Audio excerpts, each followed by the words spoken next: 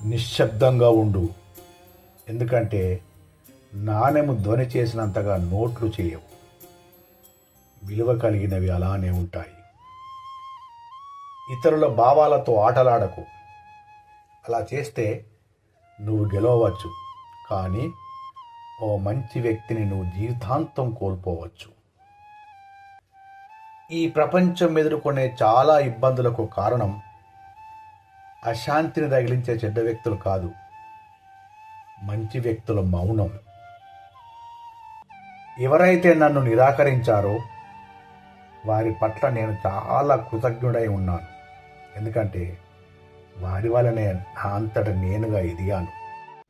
నీలో స్నేహగుణం అన్నది నీ బలహీనత అయినట్లయితే ఈ ప్రపంచంలో నువ్వు అందరికన్నా బలమైన వాడివని అర్థం. నవ్వుతూ తమ జీవితాన్ని కొనసాగిస్తున్న వారి జీవితాల్లో బాధలు ఉండవని అనుకోవద్దు.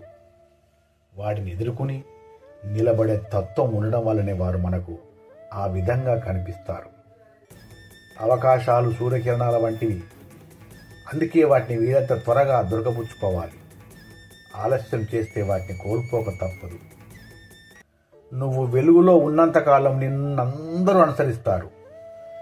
అదే నువ్వు చీకట్లో ఉంటే నీ నీడ కూడా నీతో రాదు.